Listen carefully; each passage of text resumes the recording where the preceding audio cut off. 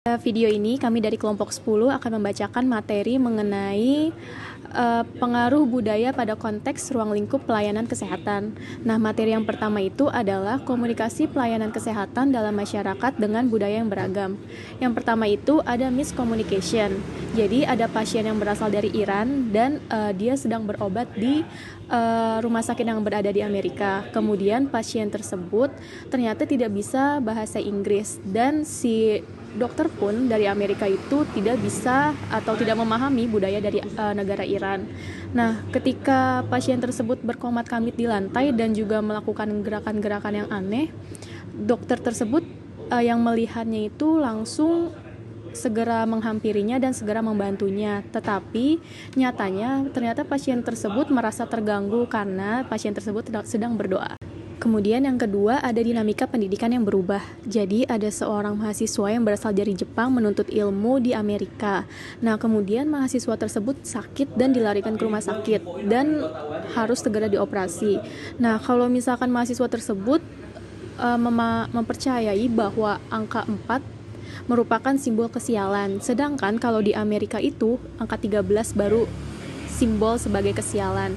Nah, ketika seorang suster mengumumkan bahwa mahasiswa tersebut bisa dioperasi di ruang nomor 4, mahasiswa tersebut lantas histeris dan ketakutan sekali karena dia takut akan kematian atau kesialan karena dioperasi di ruang 4. Padahal di ruang 4 itu, di rumah sakit tersebut adalah ruangan yang paling canggih dan alat-alatnya sangat. Kemudian ada komunikasi pelayanan kesehatan.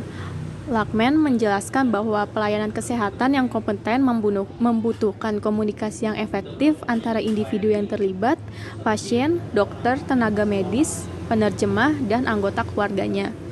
Kemudian ada latar belakang etnis dan budaya pasien dapat membentuk pandangan mereka terhadap penyakit, kesehatan fisik, serta spiritual dan mempengaruhi pandangan mereka terhadap pelayanan kesehatan dan juga hasil dari pelayanan tersebut.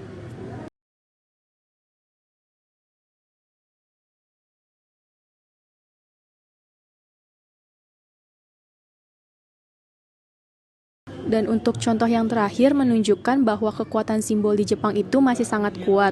Jadi ketika seseorang menyebutkan angka 4 sama saja dengan menyebutkan angka kematian. Sehingga angka 4 itu dianggap sebagai tanda yang buruk seperti angka 13 di Amerika. Karena takut, mahasiswa asal Jepang tersebut yang bereaksi dengan histeris karena ia percaya bahwa dioperasi di ruangan 4 sama dengan membawa kesialan atau kematian bagi dirinya. Nah, dari kedua contoh tadi menandakan bahwa bagaimana kesalahpahaman dan konsekuensi yang tidak diinginkan terjadi selama komunikasi pelayanan kesehatan tidak baik. Nah, jadi si warga negara Iran tersebut tidak dapat berbicara bahasa Inggris dan dokter tersebut tidak memahami bahasa dan budayanya, sehingga dokter tersebut berusaha untuk belajar mengenai apa kebiasaan yang dilakukan oleh orang Iran dan dia tuh baru tahu ternyata bahwa si Said itu adalah orang muslim dan harus melakukan ibadah dan yang dia lihat itu ternyata sedang berdoa. Sistem kepercayaan pelayanan kesehatan yang beragam.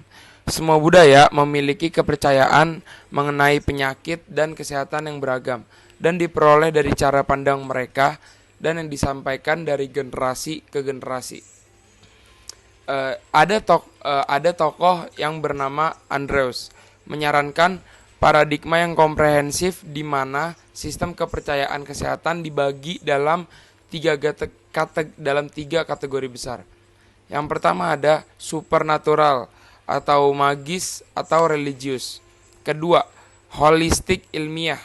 Dan yang ketiga ada biomedis. Dan saya akan menjelaskan apa maksud supernatural, holistik ilmiah, dan biomedis itu satu persatu.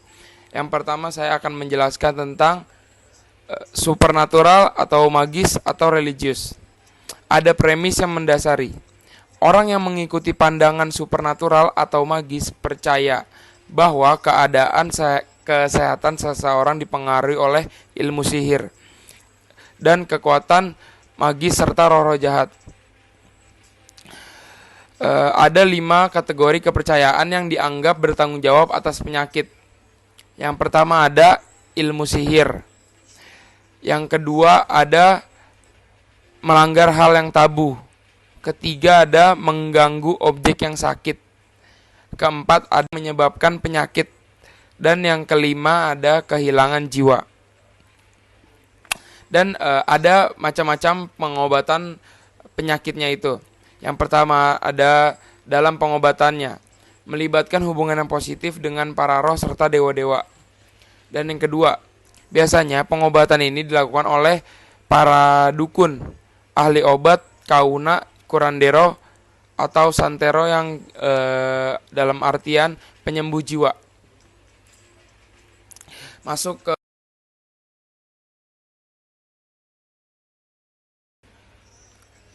Dan yang kedua kita masuk ke holistik ilmiah. Ada premis yang mendasari. Bumi ini terdiri atas sistem seperti udara, tanah, air, tanaman, dan hewan. Keseluruhan holistik didasarkan pada prinsip bahwa semua hal tersebut diciptakan saling bergantungan dan berhubungan. Dengan cara yang sama, seseorang pribadi juga terdiri atas bagian yang saling bergantungan yang disebut dengan fisik, mental, emosi, dan rohani.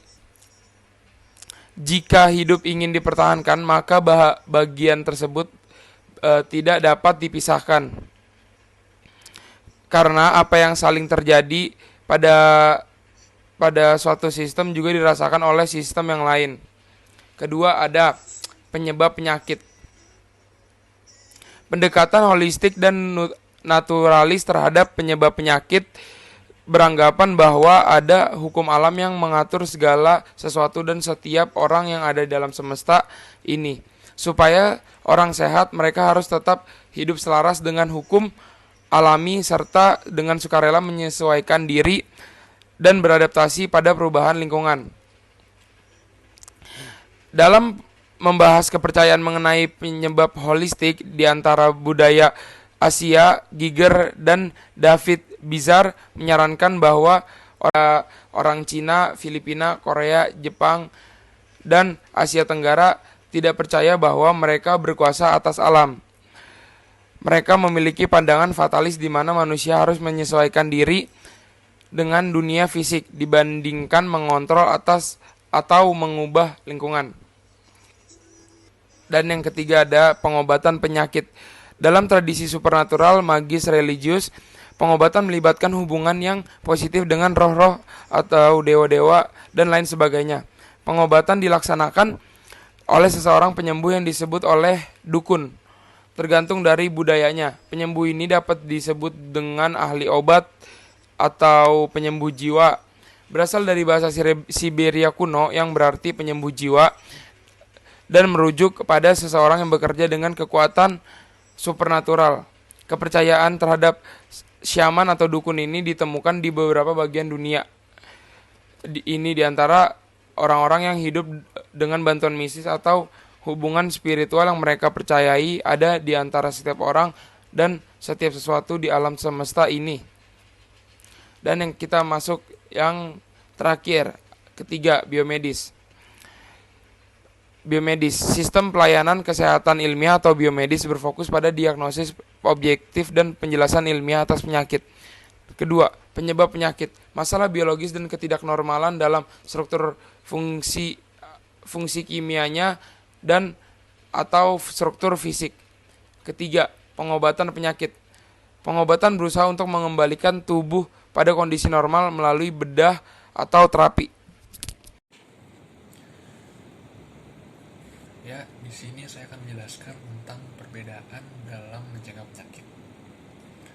Di Amerika sendiri dan budaya berteknologi tinggi lainnya, kesehatan yang baik didasarkan pada pemeriksaan fisik tahunan, imunisasi, latihan, dan nutrisi yang baik.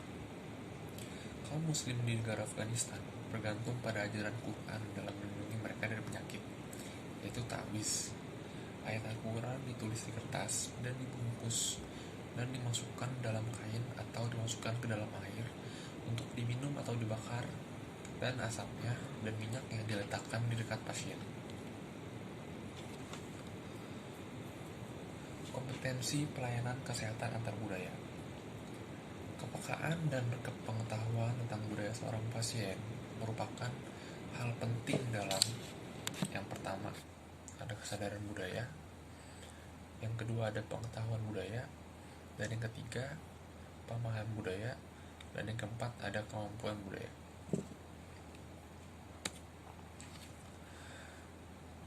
Mengembangkan kompetensi antar budaya. Bagaimana cara mengembangkan kompetensi antar budaya? Dalam mengembangkan kompetensi antar budaya terdapat 3 cara. Yang pertama adalah mengetahui budaya itu sendiri. Yang kedua adalah memiliki pengetahuan tentang subkultur budaya itu sendiri. Dan yang ketiga adalah pelayanan kesehatan yang memuaskan pada pasien dengan budaya beragam dicapai dengan menghargai kepercayaan pasien mengenai penyebab penyakit, bagaimana mengobatinya, dan bagaimana mencegahnya di masa yang akan datang. Yang keenam, ada strategi komunikasi pelayanan kesehatan. Luqman mengidentifikasi ada 8 halangan yang dapat terjadi dalam pelayanan kesehatan. Dari 8 itu, yang pertama adalah 1. Kurangnya pengetahuan mengenai latar belakang dan kepercayaan pasien. Yang kedua, ada ketakutan dan ketidakpercayaan dari pasien itu sendiri kepada yang menanganinya. Yang ketiga, ada rasisme. Yang keempat, ada prasangka dan rasa etnosentrisme dari baik pemberi dan maupun penerima pelayanan. Etnosentris adalah istilah yang disebutkan untuk menganggap budaya sendiri lebih baik dari budaya orang lain. Yang ketiga, ada stereotip mutual. Dan selanjutnya ada perilaku taat terhadap ritual dari budaya itu sendiri. Dan selanjutnya ada perbedaan bahasa dari baik pemberi maupun penerima pelayanan kesehatan. Dan yang terakhir ada perbedaan persepsi dan harapan dari masing-masing anggota pemberi maupun penerima pelayanan itu sendiri.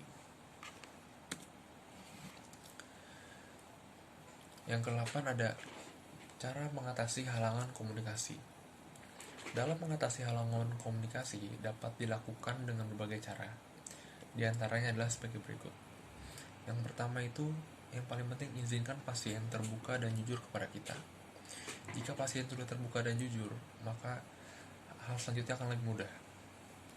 Yang kedua, jangan pernah abaikan pengaruh yang mungkin ditimbulkan oleh kepercayaan pada kekuatan supernatural terhadap kesehatan pasien. Yang ketiga, tanyakan langsung kepercayaan pasien terhadap obat-obatan tradisional.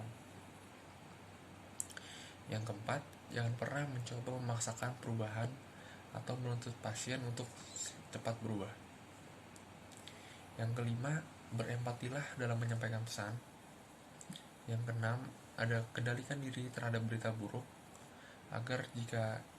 dan selalu sampaikan berita baik terhadap pasien. Dan yang terakhir adalah ikuti gaya komunikasi pasien. Jadi kita tidak boleh memaksakan gaya komunikasi kita terhadap pasien yang akan kita sembuhkan.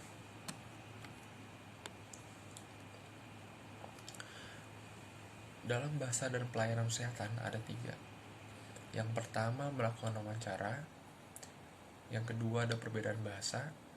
Dan yang ketiga, menggunakan jasa penerjemah. Terima kasih. Ya, segitu saja dari kelompok kami. Jika ada kurang dan lebihnya mohon dimaafkan. Wassalamualaikum warahmatullahi wabarakatuh.